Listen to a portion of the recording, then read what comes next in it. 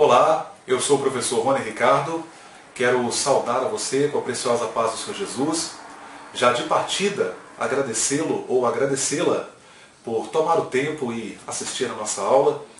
A nossa alegria é poder compartilhar a palavra de Deus através desses recursos formidáveis que são as mídias sociais, o nosso canal no YouTube, a nossa página no Facebook, o nosso site, o endereço vai aparecer aí para você, o Teologia e Discernimento.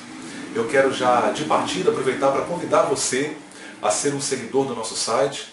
No canto direito inferior você tem uma aba, uma pequena aba, vai aparecer lá escrito seguir. Você clica ali, cadastra o seu e-mail e todas as atualizações que são feitas no site, todas as novidades que nós disponibilizarmos lá no site, você é automaticamente notificado no seu e-mail. Desde já eu agradeço. Também coloco na tela aí à sua disposição os nossos contatos, o meu e-mail pessoal, a minha página no Facebook. E peço a você também que, por gentileza, curta o vídeo, caso você esteja vendo aí no Facebook, ou sinalize lá com o joia lá no nosso canal no YouTube. Se inscreva no nosso canal e nos ajude a compartilhar. O meu propósito, através dessa iniciativa, é compartilhar a palavra de Deus. Na minha oração ao Senhor, eu peço que Ele possa sempre guardar o meu coração, no sentido de que a minha intenção seja sempre a de propagar o Evangelho. Eu fico muito preocupado hoje quando olho programas evangélicos hoje veiculados na mídia, programas de grande visibilidade, por que não dizer até alguns canais evangélicos, onde muitas vezes se veicula tantas coisas menos o Evangelho. Muitas vezes percebe-se uma ênfase exagerada, ora no fundador da denominação, ora na pessoa que mantém o programa. A gente percebe claramente uma preocupação excessiva para se difundir a imagem da pessoa e não do Evangelho propriamente dito.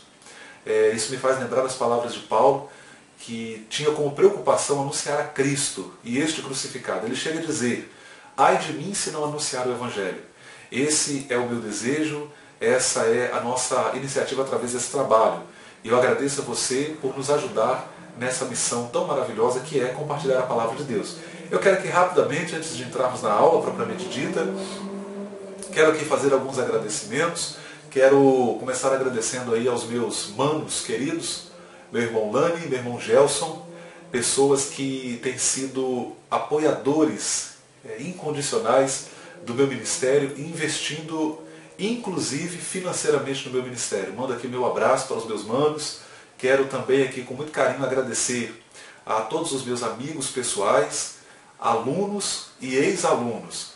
Eu estou assim maravilhado com os resultados desses vídeos que, embora não tenhamos aí uma acessibilidade tão grande, mas muitas pessoas têm assistido, inclusive pessoas até que não são nem evangélicas, mas que têm carinhosamente assistido as nossas videoaulas, têm acompanhado os nossos vídeos e têm comentado e têm falado comigo, e eu tenho recebido comentários no Facebook, via WhatsApp. O pessoal do WhatsApp também sempre responde. Eu quero agradecer ao pessoal aí do WhatsApp também, que tem interagido comigo nesse projeto maravilhoso. Quero também aqui externar minha gratidão aos colegas de ministério. Eu fui ali abordado por alguns irmãos, tanto pessoalmente como também via WhatsApp, por alguns colegas de ministério ali da nossa igreja, Assembleia de Deus em Santa Mônica, pastor Samuel Aguiar. Quero agradecer aí a alguns irmãos. Na nossa Santa Ceia passada agora, um obreiro se aproximou de mim e falou: Rony, estou assistindo todas as videoaulas. Quero agradecer a todos os irmãos aí da Assembleia de Deus de Santa Mônica pelo carinho. Deus abençoe também a todos os irmãos. E também não poderia deixar de estender aqui a minha gratidão aos meus amigos de trabalho, colegas com os quais eu trabalhei lá na TSA, que tem aí assistido os nossos vídeos também, tem comentado. Deus abençoe a todos vocês. Forte abraço aí aos colegas de chão de fábrica, né? Pudemos trabalhar juntos aí um bom tempo. Louvo a Deus pela vida de vocês. E claro, eu não poderia deixar aqui de agradecer a você, de uma forma muito especial, por assistir aos nossos vídeos. Que Deus, em Cristo Jesus, possa abençoar a sua vida. Quero aqui mandar um abraço muito especial ao meu amigo Oséias. Ele enviou para mim ele enviou para mim duas perguntas muito interessantes. A primeira pergunta inclusive as perguntas dele estão relacionadas à videoaula onde eu falo sobre a inspiração da Bíblia, a questão do cânon e da canonicidade. Ele faz duas perguntas. A primeira pergunta é: como Moisés escreveu Gênesis se Deus não ditou a ele os fatos que aconteceram? A pergunta é muito pertinente, até porque na aula passada eu mencionei a teoria do ditado verbal, que afirma que a Bíblia foi ditada por Deus. E eu cheguei a mencionar que essa teoria, na verdade, ela é talvez a mais inconsistente, talvez a mais incoerente. Mas eu não pontuei daí a importância dessa pergunta do meu amigo Oséias, no sentido de informar que é claro que nós temos na Bíblia, sim, textos que podemos considerar como ditados por Deus. Você percebe que quando Moisés ele desce do monte, naqueles 40 dias em que ele passa na presença de Deus, ele desce já com as tábuas escritas, e esse poderia ser considerado um exemplo no sentido de um texto que foi ditado diretamente por Deus, um texto que foi dado ali diretamente por Deus. Mas na questão do ditado verbal, nós percebemos que a maioria esmagadora dos textos bíblicos não se dão dessa forma. Se percebe mesmo que o autor, o escritor bíblico, ele está escrevendo dentro da sua cultura, dentro da sua perspectiva, ele está usando a sua própria linguagem, o seu próprio estilo literário.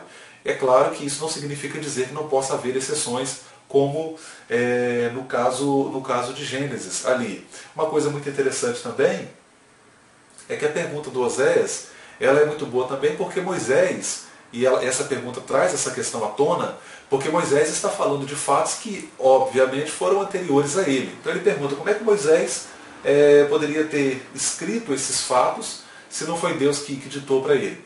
Bem, a gente tem aí uma consideração muito importante a fazer nessa questão. Se você considerar, por exemplo, eu particularmente não adoto essa postura, essa aproximação do texto bíblico, mas a alta crítica hoje, ela considera o livro de Gênesis como resultado de diversas tradições.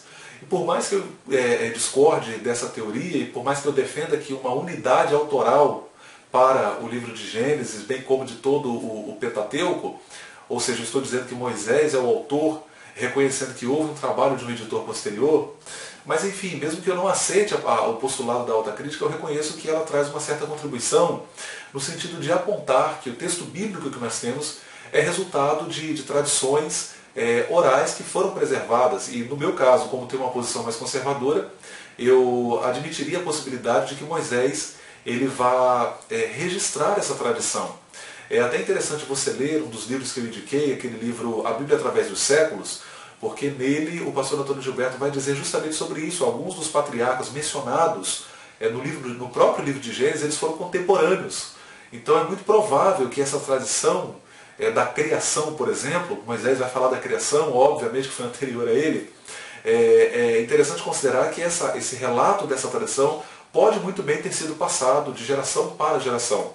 Aliás, a gente pode considerar que o próprio Talmud bíblico ele é resultado de um extensivo trabalho de escrita de tradições rabínicas que vão sendo então escritas. Então a pergunta do Oséias é muito boa, espero aí ter podido clarear. E ele manda ainda uma segunda pergunta. Ele pergunta por que eu uso o termo Tanar ao invés de Torá para me referir à Bíblia hebraica. Essa pergunta é muito boa, vou repetir novamente a pergunta. Ele pergunta por que eu uso o termo Tanar e não Torá para me referir à Bíblia hebraica. Lembrando a vocês, eu vou comentar um pouquinho sobre isso, a Bíblia que nós chamamos de Bíblia hebraica, que para os judeus, que é a chamada Bíblia hebraica, ela corresponde ao nosso Antigo Testamento. Ela tem os mesmos livros, porém numa ordem diferente, numa estrutura interna diferente.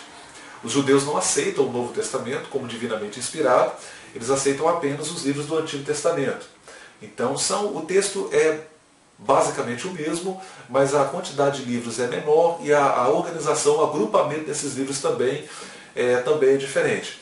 Então veja bem, a Bíblia hebraica ela tem 3 divisões. Nós temos uma divisão que é chamada de Torá, nós temos uma divisão que é chamada de Nevim, e nós temos uma terceira divisão que é chamada de Ketuvim.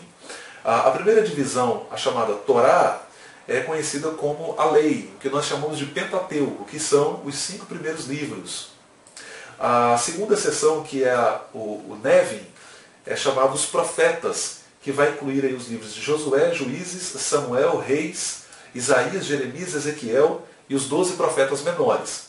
E depois nós temos a terceira divisão, que é o Ketuvim, chamada de Os Escritos. Então, repare que são 3 divisões. Essa terceira divisão, ela tem os livros de Salmos, Provérbios, Jó, temos o Cântico dos Cânticos, Rute, Lamentações, Esther, Eclesiastes,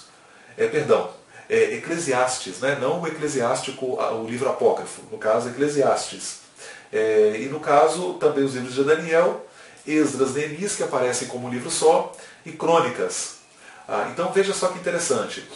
A palavra Tanar, ou Tanakh, como a gente lê em português, com CK no final, essa palavra ela é, na verdade, aquilo que é chamado de acrônimo. O que é um acrônimo? Um acrônimo nada mais é do que uma espécie de abreviação que reúne as palavras iniciais dos 3 títulos dessas 3 divisões da Bíblia hebraica. Então seria a parte inicial de Torá, a parte inicial de Nevim e a parte inicial de Ketuvim. E aí vai formar a palavra Tanar. Então quando eu falo Tanar, eu estou me referindo à Bíblia hebraica como um todo. A Torá é, na verdade, uma parte da Bíblia hebraica. Então, quando eu digo Tanar, eu estou me referindo ao que corresponde, na verdade, ao nosso Antigo Testamento.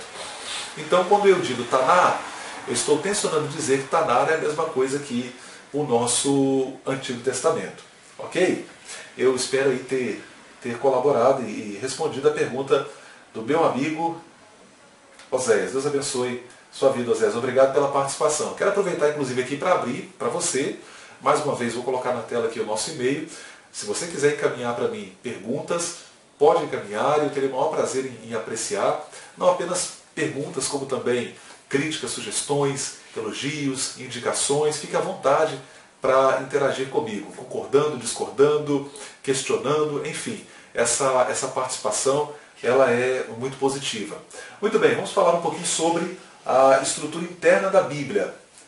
Quando a gente fala de estrutura interna da Bíblia, na introdução bíblica, na exagose bíblica, o objetivo dessa disciplina é analisar as principais divisões da Bíblia, olha que interessante, e os seus livros, quanto à sua classificação por assuntos, divisão em capítulos e versículos e certas particularidades indispensáveis ao nosso estudo. Lembrando que em outra videoaula eu mencionei o fato de que a Bíblia ela não estava originalmente dividida em capítulos e versículos. Isso, na verdade, é bem tardio, isso vem bem depois. Tá? É interessante considerar aqui, inclusive, os gêneros literários da Bíblia. Eu vou tomar como referência aqui, obviamente, as Bíblias de edição protestante, se bem que as Bíblias de edição católica também têm uma estrutura bem similar, elas têm uma estrutura interna bem similar às Bíblias de edição protestante. A diferença é que elas incluem os livros apócrifos. São 7 livros apócrifos mais 4 acréscimos. Então, muito bem, a estrutura interna da Bíblia. Naturalmente, a Bíblia está dividida em 2 grandes seções. São elas o nosso Antigo Testamento e o nosso Novo Testamento. O Antigo Testamento tem 39 livros, e nós vamos depois considerar tanto o Antigo quanto o Novo de maneira um pouquinho mais detida, e o Novo Testamento tem 27 livros. O interessante é considerar que o Antigo Testamento ele ocupa 3/4 da Bíblia. Ele é indiscutivelmente a maior parte da Bíblia, extremamente extensivo, e é paradoxal também o fato de que nós, principalmente nós evangélicos, relegamos muito o Antigo Testamento a uma leitura, digamos, como que eu poderia dizer aqui? É uma leitura fragmentária, seria essa a palavra. Geralmente o Antigo Testamento ele é lido sempre de maneira pontual, né? Quando nós já temos aqueles textos prediletos. Salmo 23, 2 Crônicas 7,14, o meu povo que se chama pelo meu... Isso aí é usado até títulos de campanhas, né? Mas eu penso que essa aproximação ela é muito equivocada. Eu já até acho que mencionei isso em videoaulas anteriores e vou reiterar novamente. O Antigo Testamento foi a Bíblia que Jesus usou. Foi a Bíblia que os apóstolos usaram. O Antigo Testamento ele é não apenas transcrito no Novo Testamento, mas ele é inevitável, não há como negar a relação do Novo Testamento com o Antigo. Você tem um diálogo muito estreito. Os autores do Novo vão usar textos do Antigo Testamento para justificar eventos que aconteceram na vida, no ministério de Jesus. Isso é muito interessante. Você vai ter nas epístolas, você vai ter o livro de Apocalipse, que vai dialogar muito com o Antigo Testamento. Até no seu gênero literário ele se parece muito com um dos livros do Antigo Testamento, que no caso é o livro de Daniel. Daniel e Apocalipse estão na mesma... eles estão dentro de um mesmo gênero literário, no caso a apocalíptica judaica. Isso é muito interessante. Então, e hoje nós acabamos relegando muito o Antigo Testamento a um segundo plano. Priorizamos muito o Novo e prescindimos um pouco do Antigo. Mas é importante dizer que o Antigo Testamento tem e continua tendo a sua importância. Eu particularmente defendo que sem ele a compreensão do Novo fica comprometida. Eu acho que há uma eu acho que há uma codependência do Antigo Testamento para se compreender o Novo Testamento. Eu citaria aqui dois teólogos que chamam a nossa atenção para a importância dessa questão. O próprio F.F. Bruce, num comentário bíblico, inclusive até bem amplo, um comentário bem extensivo, ele vai chamar a nossa atenção para isso. O comentário bíblico NVI, ele comenta sobre a importância do Antigo Testamento, e eu chamo para a leitura de um livro intitulado Malaquias, Nosso Contemporâneo, um livro até antigo, de um teólogo aqui do estado, inclusive, o pastor Isaltino Gomes, que já faleceu, inclusive, já dorme no Senhor, e ele chama também a nossa atenção para a importância do Antigo Testamento nesse livro, Malaquias, Nosso Contemporâneo, que é um livro até pequeno, inclusive, que vale a pena ser lido, ok? A estrutura interna da Bíblia, com relação ao Antigo Testamento, nós podemos subdividir o Antigo Testamento em quatro classes, vamos dizer assim, 4 categorias. Nós temos primeiro o Pentateuco, depois nós temos os chamados livros históricos, depois nós temos os livros poéticos e depois nós temos os chamados livros proféticos. Agora aqui tem uma curiosidade muito interessante. Essa classificação varia muito, no caso, na Bíblia hebraica.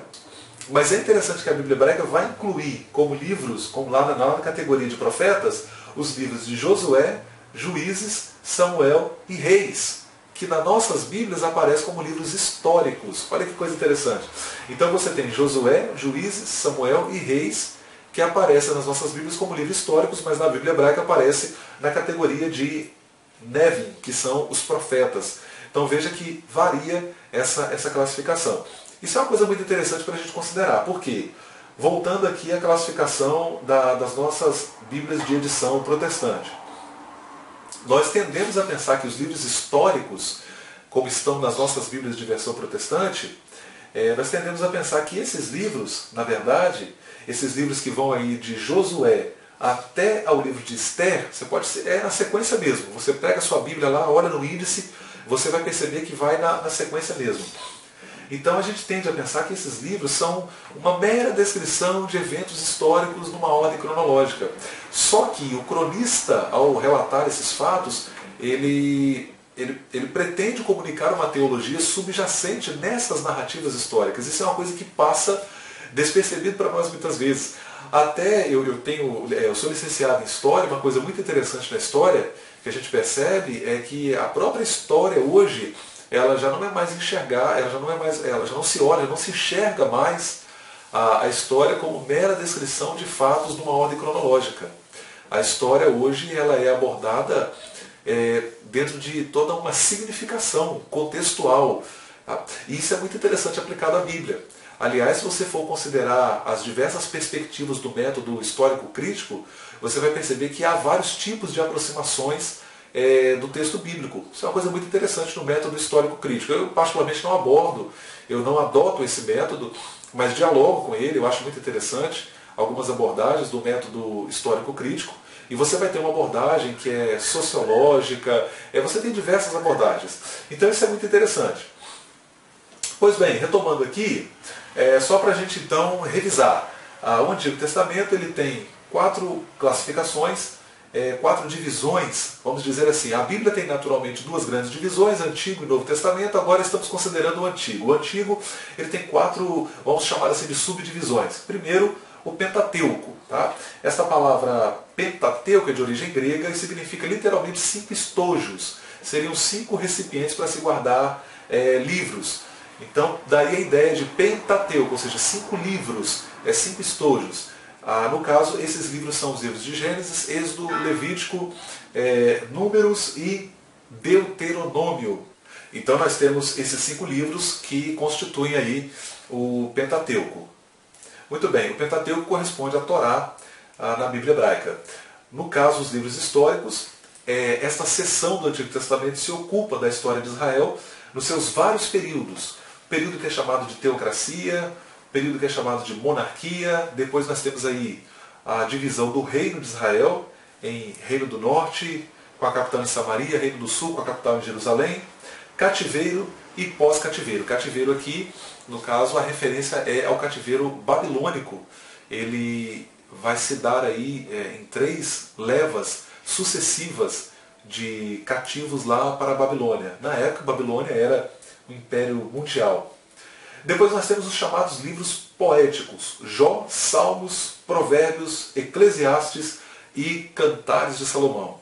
É muito interessante a gente considerar essa seção, porque essa seção é também chamada de... ela está, ou por que não dizer, ela está no contexto da literatura sapiencial do povo judeu, ou seja, a literatura da sabedoria do povo judeu. O estudante da Bíblia precisa ter cuidado para não pensar que, por ser poético, um livro da Bíblia é de somenos importância. Tá? Esses livros eles não são menos inspirados, têm um valor extraordinário. Você lê livros, por exemplo, como o livro de Jó.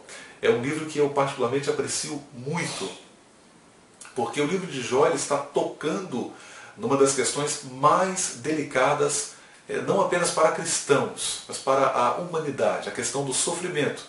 E o livro de Jó, ele vai fazer uma pergunta, talvez não responderá essa pergunta, mas a pergunta é: por que sofre o justo? É uma pergunta muito interessante, subentendida, é claro, no desenvolvimento do livro de Jó.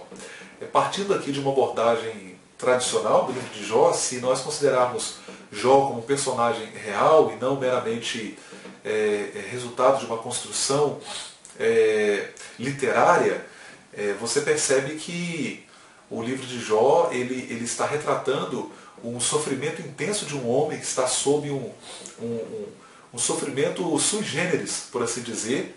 E o que me chama a atenção no livro de Jó é que ele é, na verdade, um diálogo. O livro de Jó, ele é praticamente quase todo um diálogo entre Jó, os seus 3 amigos que vêm de longe, depois o 4º amigo que também se une a esses 3, e aí você tem a partir do capítulo 38, quando o próprio Deus ele entra em cena para se dirigir a Jó. A Bíblia vai dizer que Deus falou a Jó de um redemoinho.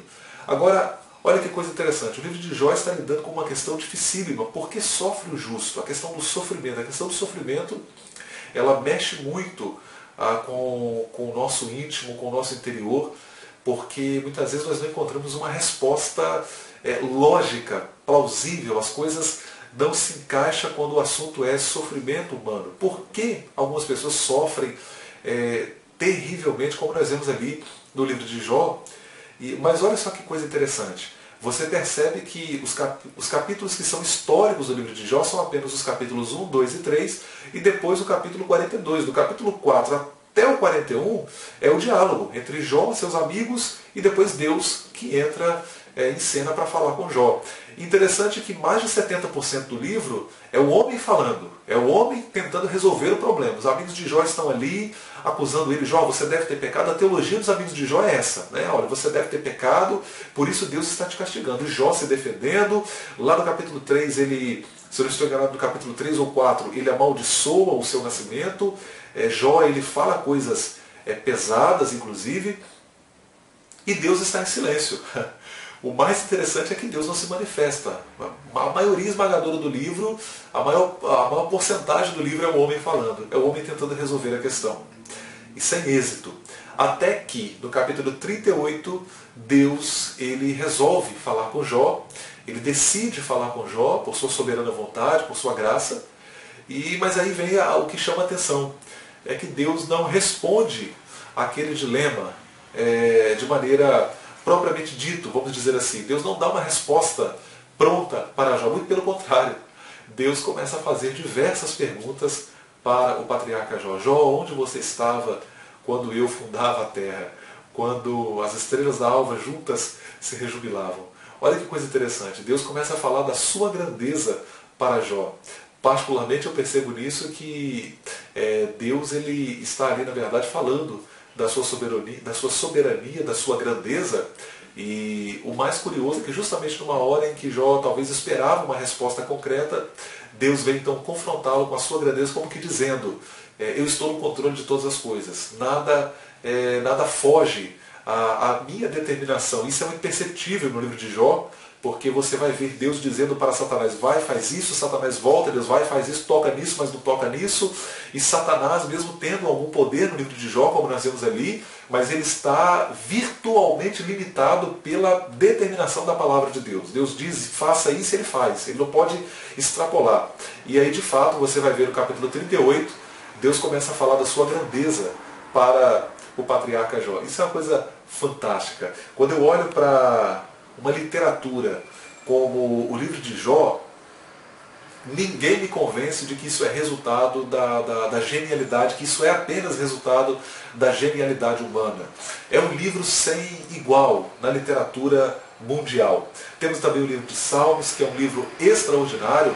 A gente olha, por exemplo, hoje, até pertinente aqui eu fazendo um rápido comentário sobre o livro de Salmos, porque como evangélico pentecostal, eu lamento dizer, mas a música evangélica hoje no Brasil, ela está em declínio. Né? É triste eu ter que dizer isso. A gente percebe hinos que são compostos que enfatizam apenas a figura humana, são hinos que são compostos que não exaltam a grandeza de Deus, que não falam do Evangelho. Você tem, até hoje se tornou comum e já está assim até chato, aqueles louvores que diz que os seus inimigos serão destruídos, que Deus vai te levantar, que você vai estar no palco e os seus inimigos vão estar na plateia, e a igreja passa a ser tratada como plateia. A igreja não é plateia, a igreja nunca foi plateia. Isso é um absurdo, isso é um tipo de letra que infelizmente é cantada e é recantada milhares de vezes nas nossas igrejas, que não tem a menor fundamentação, o menor embasamento bíblico-teológico e não tem a menor coerência com o Evangelho. Né? Eu costumo brincar, às vezes, dizer o seguinte, quem te viu na prova não te ajudou, quando vê você na bênção, deverão ser também ajudados por você. Porque essa é a lógica do Evangelho. O Evangelho é dar a outra face, é retribuir o mal com o bem. E nós estamos vendo hinos que estão sendo compostos para fomentar a inimizade e cantados nas nossas igrejas. Isso é um absurdo, isso é uma afronta ao Evangelho de Cristo. Né? Então, o livro de Salmos nessa hora, ele é um livro para ser lido e relido. A despeito de nós temos ali uma categoria de salmos que são os chamados salmos imprecatórios, que gera sempre assim, uma grande discussão entre estudantes da Bíblia, mas o livro dos Salmos, a despeito disso, tem aqueles salmos ali onde você tem o salmista pedindo a Deus que faça justiça, mas é claro que eles estão dentro de um contexto específico, mas o livro de Salmos, de uma forma geral, ele continua sendo uma referência no que tange ao louvor. Você vai ver salmos em que o cantor de Israel, o maestro de Israel, ele está rasgando a alma e externando a sua alma diante de Deus. Né? Como servo brama pelas correntes de águas, a minha alma suspira por ti, ó Deus. Eram hinos que eram entoados pelo povo de Israel, muitas vezes nos degraus, na subida para Jerusalém, você vai ter isso refletido. E eu penso que o louvor verdadeiro, como diz o pastor e teólogo pentecostal Antônio Gilberto, o louvor verdadeiro ele deve nos elevar a Deus, né? E não elevar o nosso ego humano, a nossa vaidade, a nossa ostentação. E o livro de Salmos ele tem muito disso. Né? Depois temos o livro de Provérbios, pequenas máximas que encerram grandes verdades. Né? Como se você tivesse assim, um conglomerado de verdades profundas compactadas numa frase pequena. O livro de Provérbios é extraordinário, é fantástico. O livro de Eclesiastes, eu costumo brincar que o livro de Eclesiastes deixa muito crente desviado, né? Deixa muito crente atribulado, porque tem pessoas que lêem o livro de Eclesiastes e falam, meu Deus, mas que livro extremamente existencial, né? Até quem diga é um livro extremamente existencial, porque tudo que há debaixo do sol é vaidade, nada tem proveito, mas você precisa ler o livro e entendê-lo dentro de uma perspectiva, porque cada livro ele tem um objetivo, ele está sendo escrito dentro de uma perspectiva. E no caso, Eclesiastes, ele vai falar da fragilidade da vida humana, ele está falando da perspectiva humana sob o sol. E se a gente precisa pensar nessa questão antes de tirar conclusões precipitadas sobre o livro de Eclesiastes. E depois o livro de Cantares. O livro de Cantares, eu vejo muitos teólogos insistindo na questão de que Cantares ele é em primeira mão uma representação do amor de Cristo para com a igreja, ou de Deus para com Israel. Eu discordo dessa posição radicalmente, porque afirmar isso, insistir nisso, é negar o próprio texto do livro de Cantares. O livro de Cantares ele está falando de sexo entre um casal. Está falando de sexualidade.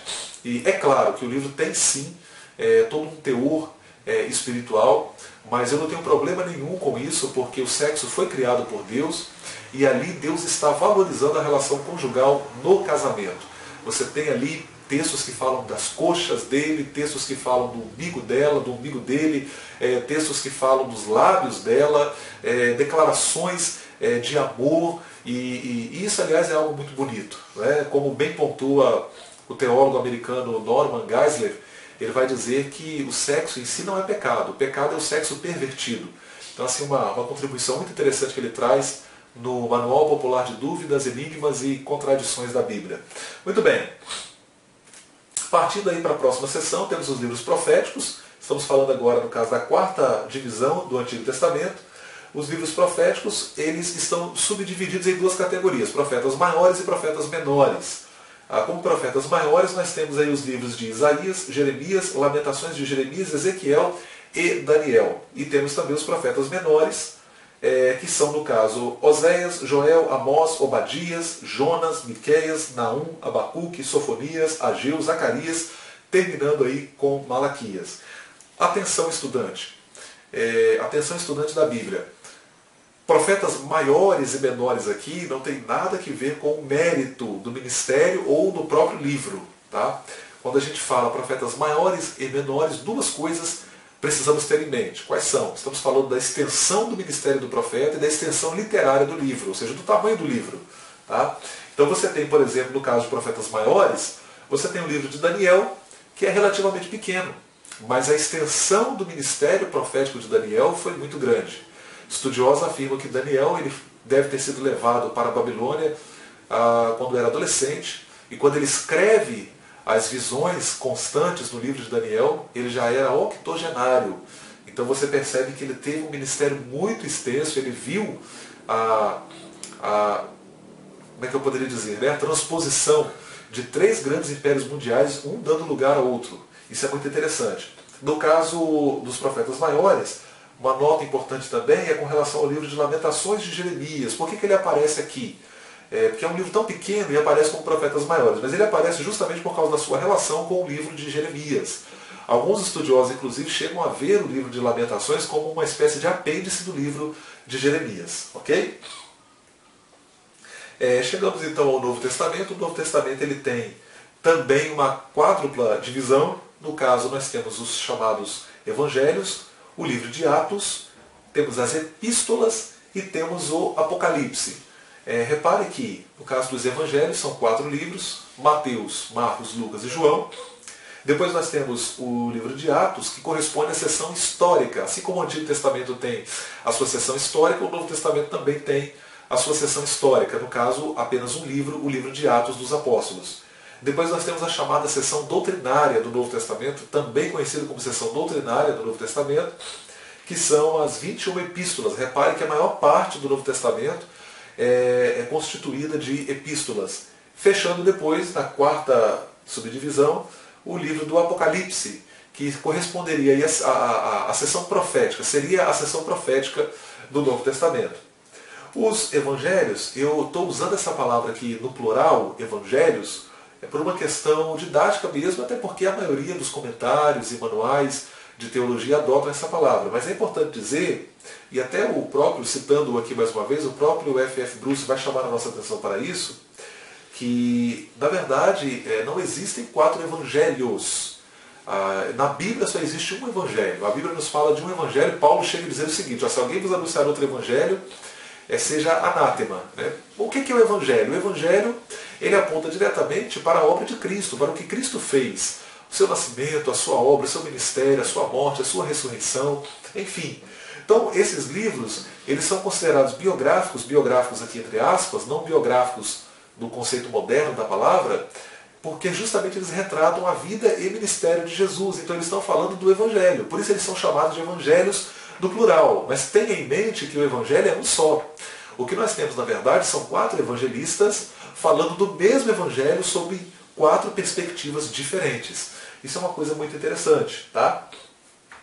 Eu não vou poder falar sobre isso aqui agora, mas as aproximações exegéticas desses livros são variadas. Nós temos aí uma escola de aproximação muito conhecida que vai tratar da questão das fontes para esses livros, e no caso dá-se o nome de fonte Q para uma, que seria uma dessas fontes para esses 4 livros. Esses 4 livros, na verdade, seriam resultado da compilação, da reunião, do agrupamento de tradições que foram sendo escritas décadas depois dos fatos, né, dos acontecimentos relacionados à vida de Jesus. Então você tem aí a chamada teoria das fontes, que vai dialogar sobre qual evangelista usa material de outro. Lucas e Mateus usariam material de Marcos, e aí você tem uma fonte também que é desconhecida, que dá-se o nome de fonte Q, porque no alemão é Quelle, né? Quelle em alemão significa fonte, então é a chamada fonte Q. Não se sabe que fonte seria essa, mas provavelmente os evangelistas recorreram a essa fonte também, de que não se conhece. Enfim, então você tem as aproximações em torno de como se formaram esses livros. Isso é uma coisa muito interessante. Tá? No caso, os livros de Mateus, Marcos e Lucas, eles são chamados de evangelhos sinóticos. A palavra sinótico em grego significa ver em conjunto, justamente por causa da similaridade que esses livros têm. Até inclusive você percebe refletido esse fato até na própria teoria das fontes. No caso, o livro do Evangelho de João, ele aparece de forma bem destacada. É interessante considerar que João ele enfatiza mais os discursos de Jesus do que os seus milagres e ações. Ele vai falar de milagres, ele vai falar de ações, mas ele parece enfatizar mais os discursos de Jesus do que os milagres, do que as ações propriamente ditas. Interessante pensar porque João era justamente o mais íntimo, né? Como nós lemos, ele é o único que é citado como reclinando a cabeça no peito do mestre. Talvez por isso mesmo ele enfatize mais os discursos de Jesus. Você vai ter ali o discurso com Nicodemos, com a mulher samaritana, enfim, o discurso lá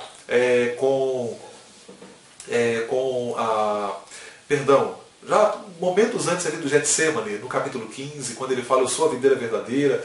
Depois na oração sacerdotal, ele vai relatar a oração sacerdotal de Jesus, que é uma oração inigualável, sem dúvida. E inclusive ali na oração sacerdotal, eu queria abrir um parênteses aqui agora e chamar a sua atenção para você que é cristão evangélico, essa ideia muito corrente e ainda muito forte em nosso meio, de que o crente deve separar-se do mundo. Eu não consigo entender de onde nós tiramos isso, porque na Bíblia não foi, né? A Bíblia nos ensina a nos abstermos do pecado, das práticas pecaminosas, mas em momento algum a Bíblia enfatiza, e quanto mais eu estudo a Bíblia, mais eu me convenço disso.